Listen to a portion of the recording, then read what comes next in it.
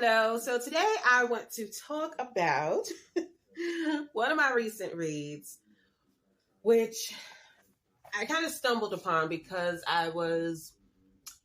think it was Audible. I was on Audible and I wanted this particular biography. And then they had this sale where you can buy one, get one free, I think it was, or something like that. So I had to pick out another one, which brought me to the book I am going to tell you about. But, so you know how, or at least for me, if you're in bookish or writer communities on social media, you know that, getting traditionally published has become harder and harder over the years, more challenging for those of us who have those ambitions. And when I think about, the different aspiring biographers and memoirists and just, people wanting to get published, and I think about the ones who have been turned down, this book, I just find it interesting because as I was reading this story, I'm just like, there's a lack of cohesion in the story, and it's just the absence of a thematical thread throughout this story that I'm just like, I'm astounded that it made it. It astounds me. Okay. Hello, my name is Tamika, and whether you stumbled upon Junkie for a story or are here by intention, thank you for stopping by. I hope you enjoy this video, and if you do, please give it a like and subscribe by the end of the video, and hit the bell for notifications so you won't miss new videos when they are released. And now, on to the video. Okay, so anyway, the book I am going to discuss is The Big Hurt. Now, this is a memoir by Erica Schickel, and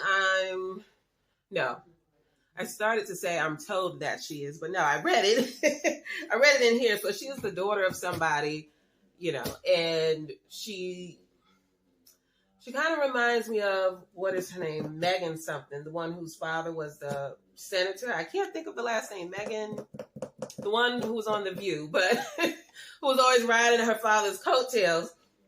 Although now, she can clearly stand on her own 2 feet. But, when she first got into TV and politics, she was constantly letting you know she's the daughter of. And this person, she reminds me, of that. And she said at one point that the author Joyce Carol Oates calls her, wait, let me see if I wrote it somewhere. I just want to make sure I get it right. How did she say it? Okay, Joyce Carol Oates referred to me as an opportunist. And when I read this book, I'm like, I can't say I disagree. So I don't know. As I was reading this book, I'm just like, well, first of all, there's the voice in this book. So it sounds like a teenager, except this came out in 2022. And when you look at the picture, so if you look at the picture in the back, she clearly looks like a full-grown woman, right? There's the picture. But, she's in her 60s at this point, but yet she sounds like, a younger woman when she's telling her story. So,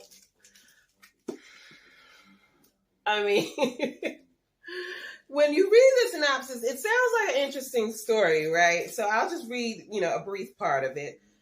Schickel came of age in the 1970s, the progeny of 2 writers, Richard Schickel, the prominent film critic from Time magazine, and Julia Whedon, a melancholy mid-list novelist. In the wake of her parents' ugly divorce, Erica was packed off to a bohemian boarding school in the Berkshires. So that's that's what this memoir is about. It's kind of like two coming of age stories, because she talks about her younger years, her teenage years, and how her parents divorced and not getting along with her mother sent her to this boarding school. You know, that she had a rocky relationship with her mother, but her father, I'm not sure what the reason was. I think it's because of his demanding career. He couldn't really be a full-time parent to her. So they agreed to send her to this boarding school because it sounded like she was quite neglected as a adolescent. She was pretty much on her own. And she had a sister, so she was the oldest of two. But, you know, when you listen to her, it sounds like she spent a lot of time just doing whatever she wanted to do anyway. So they decided to send her to boarding school. And from there, a situation happened that, you know, once again put her in an adult situation. And so she talks about that experience and how that impacted her life. And then she talks about decades later, an affair she had with, you know, some writer who she gives him a pseudonym. She calls him Sam Spade in the book, but he's a well-known. I never heard of him, so I had to look it up. But, you know, he's allegedly well-known and has some type of celebrity, but she had an affair with him that resulted in divorce, okay, because she was married at the time. I can't remember. I think he wasn't married, but I'm not quite sure. She was married, but she kind of blames everybody for everything that happens to her. So, you know, she was married, but her husband was neglecting her, so that justified her having the affair. And then when her husband found out about it, they got divorced, and the husband told her she needed to move out because she was the one who had the affair. So then she moves out, and her author boyfriend gets her, you know, an apartment a couple of blocks down the street. So these two events are the main points of whatever trauma she experienced in her life. So, anyway, but what I found odd is that she's in her 60s and she's still talking about what happened in high school. So, I mean, to me, that's a bit odd that you're still talking about that. Like, you haven't gotten over what happened in high school. I mean, at some point, you got to get over that because something happened to everybody in high school. So, but anyway, and this cover really sums it up, because if you look at this cover, she looks young in this cover. And I was wondering, like, what is this? Like, I mean, I was like 2 or 3 hours into the audiobook, and she narrates the audiobook herself. And I just couldn't figure out what the story was about because she kept going back and forth, and it's not told in a chronological order. So she jumps back and forth from teenage years to adult years. She's living in New York, then she's in LA, then she's at the boarding school. I mean, it's just so chaotic the way the story is told. And then, like, I don't see what the theme is. I can't tell. She doesn't connect anything, you know. It's just like she goes from one story to the next, but then they're like 30 years apart, and you're just like, well, what's the transition? Like, who edited this book? Okay, like, what were they thinking? I don't get it. And then by the time, like, right at the end, she starts to connect some dots, okay, and it's literally like 3 pages to the end, and then it's like the story's over. I'm just like, okay. But I mean, it makes me wonder. I mean, because I know lately they've been having that discussion about nepotism, and I don't know if they call them the Nepo babies or whatever they're calling them. I'm sure you've seen those stories about, you know, the children of famous or prominent people, right? And this kind of reminds me of that because I don't get why they greenlit this memoir. I mean, it would have made more sense if she started out talking about the situation that happened when she was in high school, and then she told stories of, other women who experienced similar situations. That would have made sense. But being that she's in her 60s and she's telling a story about something that happened when she was a teenager, I don't know. I don't get it. I don't get the book. I don't know what she's trying to say. And then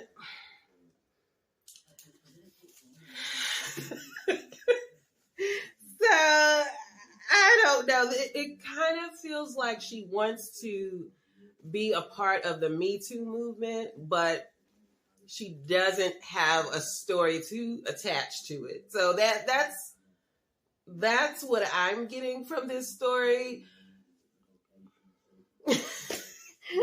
I don't know, okay? And I read some other reviews just to see, like, is it me or what? And, some people really enjoyed this. They gave it 5 stars. And then some people shared my opinion, which is, like, what is she trying to say? I have so many questions. Like, who? Okay. Who?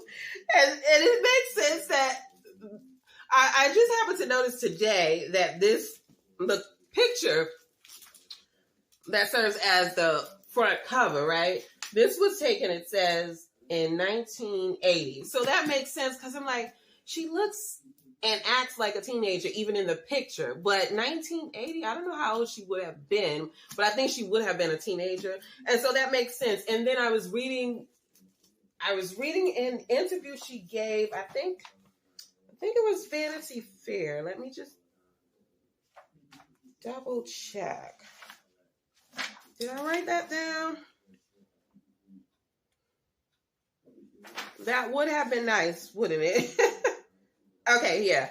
She gave an interview in Vanity Fair, and she said how this was going.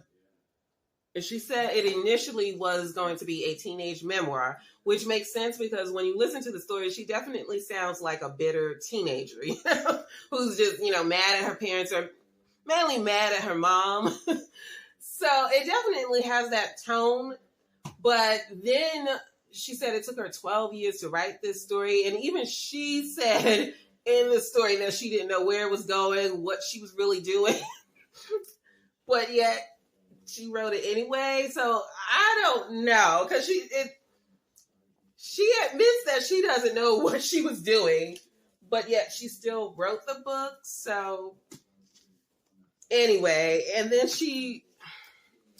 okay, so let's talk about the first situation. The first situation is she ends up having an affair with one of her teachers. He is 31 years old and she is almost 18, which really matters at that age. So almost matters, okay?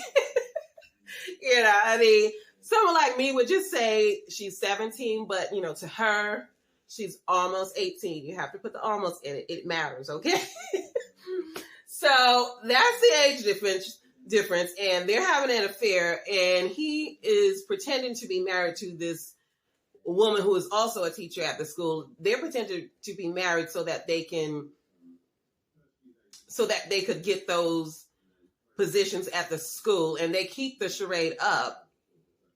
And then when the affair is discovered, they ask Erica Schickel to, how I see it, they asked her to self-expel because they say, we can't expel you, but we want you to leave.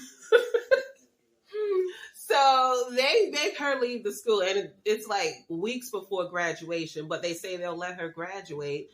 I guess they just didn't want her to attend the graduation or participate in any of those activities, but they just want her to leave, and we'll mail you the diploma, okay?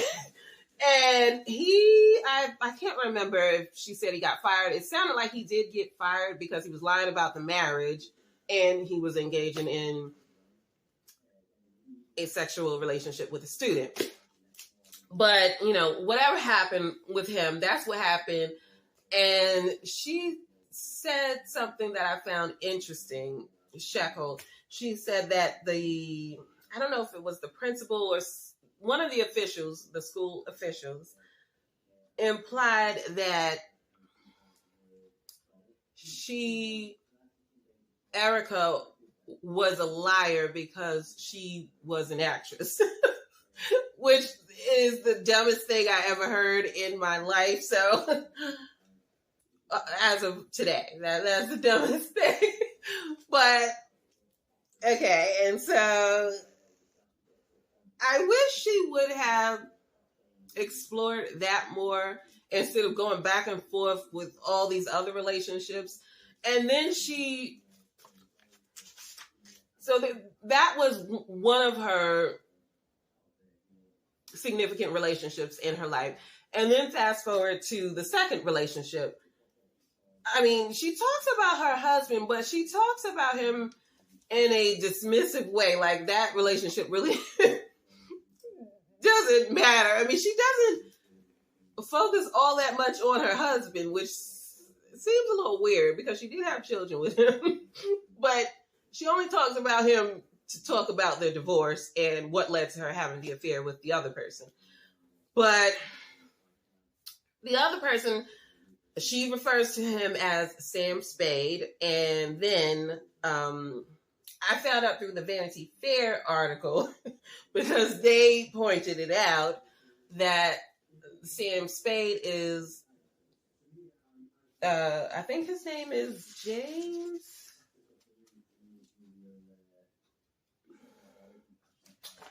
Oh, okay, James Elroy. And he is the author who is dubbed the Demon Dog of LA fiction. Or the Demon Dog of American crime fiction. Either one, but he's got some celebrity about him. I don't know, but I don't think anyone who liked his fiction is alive today. I'm not sure. I don't know. I never heard of him, but she describes him as, a big deal author. So she met him at I think it was a literary festival, some kind of writers festival or something in Los Angeles. And nothing came of that first meeting. And then I'm not sure what the time frame was, but at some point she sent him a friend request in Facebook. And then he responds to that, and from there a relationship ensues, a romantic relationship. And again, she's married at this point, married with 2 kids. I found it odd that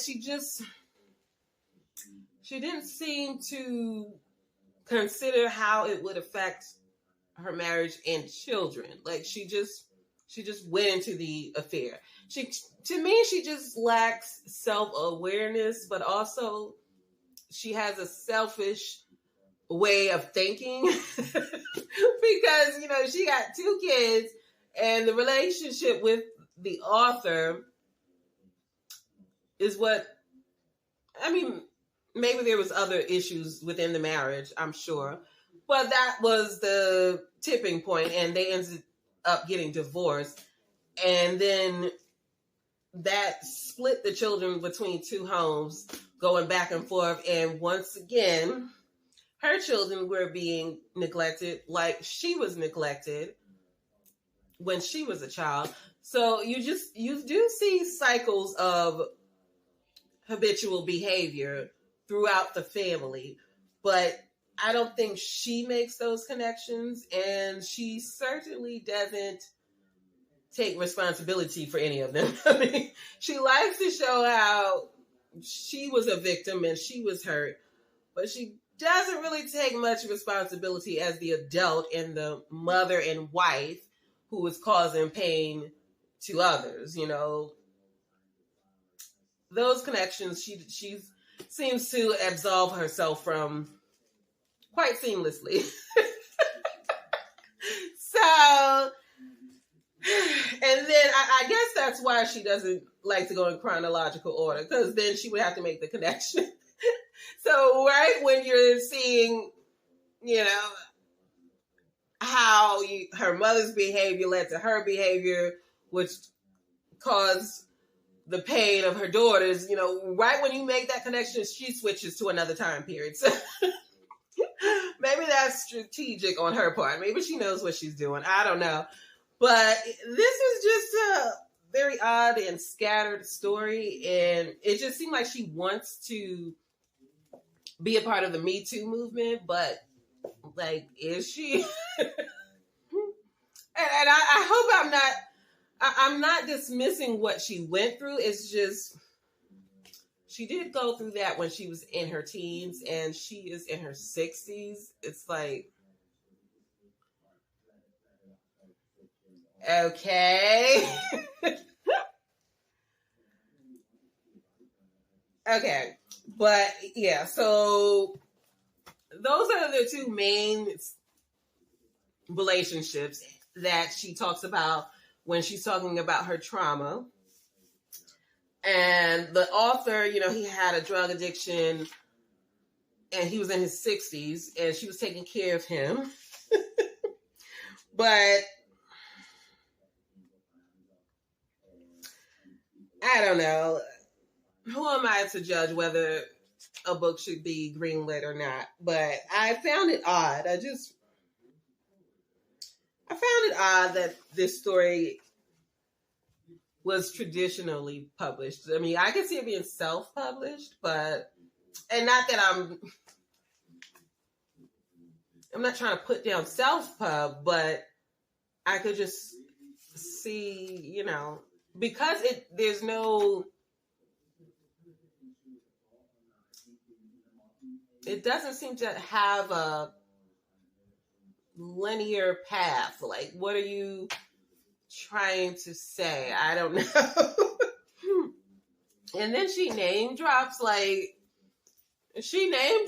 but you don't know who she's talking about. I mean, I know her father was a film critic, but it was long ago. And again, whoever knows who her father was, I don't know if they're still alive today. So I really didn't know who her father was, but you know, she name drops. I don't know if that's the publisher wanting her to name drop.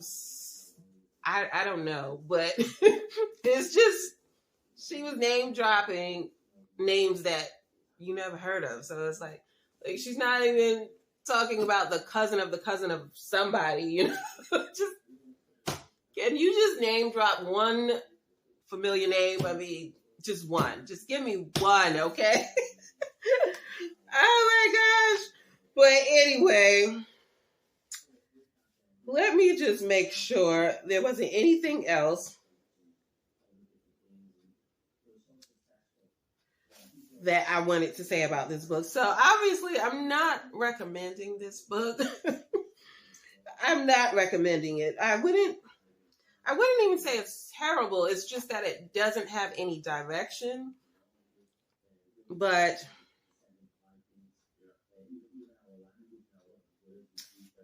yeah, it doesn't have any direction to it. It's just, I mean, she jumps from the 60s to the 80s to 2007, back to the 60s, then 2011, back to the 80s. I mean, it's a roller coaster of a memoir, okay?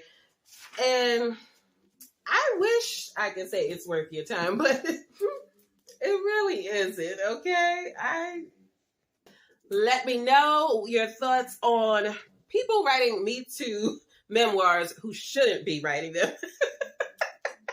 I'm sure there's a list, right? People who have written Me Too memoirs who shouldn't write them, okay? Or shouldn't have written them. But anyway, I'm going to get out of here and I will catch you in the next one. Bye.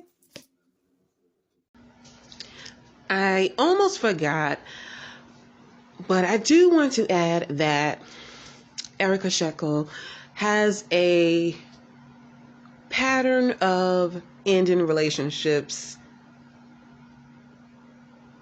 in a contentious way.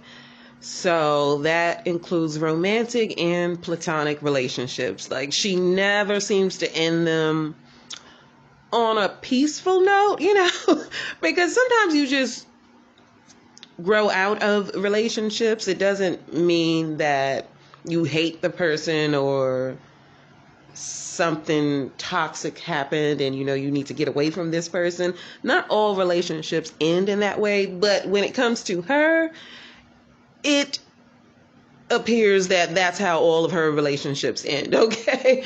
And she has a way of making the other person look bad, and she takes advantage of the fact that she is a accomplished writer and author.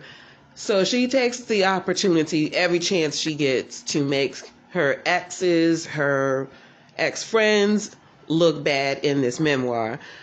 And one situation I want to point out is when she had when the author, I'll just continue to call him Sam Spade, when he dumped her, she then wanted to mention that he didn't like black people and he was insecure about his girlfriends talking to black men, and he thought every white woman wanted to sleep with black men. So she plays that card, thinking that it's going to make people look at him one way, not realizing that the bottom line is you were in a relationship with him. So if you're trying to say he's a racist, well, then what were you when you were in the relationship with the racist? So I hate when white people want to out their exes, thinking that black people are so stupid and we're just only going to look at that person that you're calling out as a racist. Because for me, we attract what we are. So if you attract a racist person, it's because you're a racist. Because a racist wouldn't feel comfortable being in a relationship with someone who is not a racist, okay? So that doesn't even make sense. But she plays that card thinking it makes her look good. So yet again, it's just, overall, her character looks poor in this memoir, but I think she's proud of herself, okay? Anyway, like I said, I am not recommending this book. However, I will provide a link in the description if you are curious and want more information on this book, if I piqued your interest. So, okay. For the second time, I'm saying bye. Again, like, comment, subscribe if you choose. And I'll catch you in the next one. Bye.